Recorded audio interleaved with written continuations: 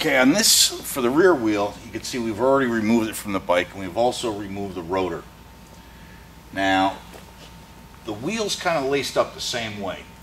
We've got the alternating red and amber linked together and then run up and around the hub. Now, what we've done different here is instead of going in and out, so to speak, on the like we did on the front wheel with the alternating red and amber, is we've got them spaced side by side along the three sections of the hub. Then we've brought all the wires out and down one leg here. Now, what we did for this particular bike is we drilled the hole to get from the puck, from the slip ring for the puck, to get the wires from there to the outside to the hub, is we drilled a hole at this point in the wheel. And then we put a small notch so that the wire clears once the rotor is put back on. Now, there's another way you can do it. If you want to leave the rotor in place, you can drill, I'm going to show it from the opposite side so it's easier to see, but it's going to be the same thing. You drill the hole right where the face of the slip ring is going to be so that you can run the wire straight out from the side here. Then you can run it through one of these holes in the rotor. Put a quick connect on the back side of this so that if you ever have to remove the rotor, you can just take apart that quick connect, pull the wires, and your rotor will come right off. Now, another thing that's a little bit different on this wheel is the slip ring itself. You'll see that this doesn't have the large backer on it that the front wheel does. On the rear wheel of these bikes, when you take them out, what you'll see is this is the stock wheel spacer. That would normally go inside, and then this seal would go over top of that and sit in the wheel flush. I'm not going to push it in all the way flush just so that you can see this. Now, in order to get the slip ring in on this unit, pop the seal out. You're not going to use that again, and the reason why you don't really have to worry about that is the bearing that's sitting down behind this is a sealed bearing. So this is just kind of a redundant dust shield. So the slip ring is going to go over the face of that bearing. We've already got one in there, but just to show you, if you had the hole drilled, this wire is going to come out through the side, and as you feed that out, this is going to go in place, and it'll be a tap fit.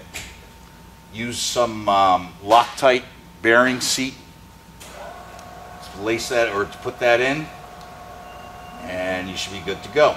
Okay, when it comes to lacing your wheel, you've got to do the same thing that you did on the front wheel, which is, again, make sure everything is super clean. Acetone is a good last, dampen a rag and wipe it on. Don't soak the wheel in it, but dampen a rag, clean all the surfaces that your double stick is going to be on, where your wire runs are going to be on.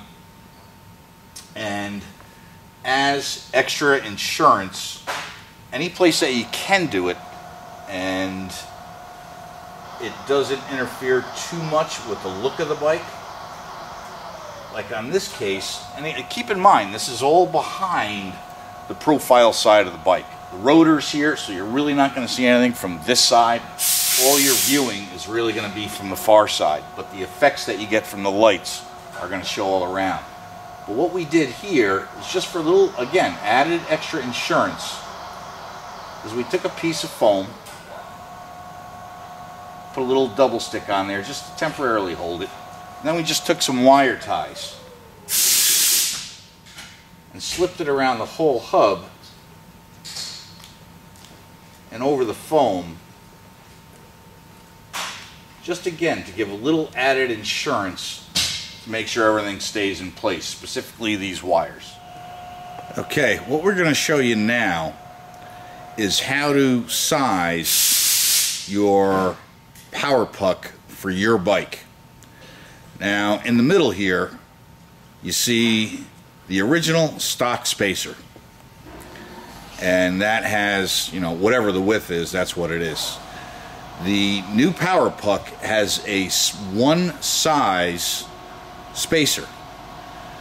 Now obviously there's a difference between the two, so we're going to show you how you make up that difference.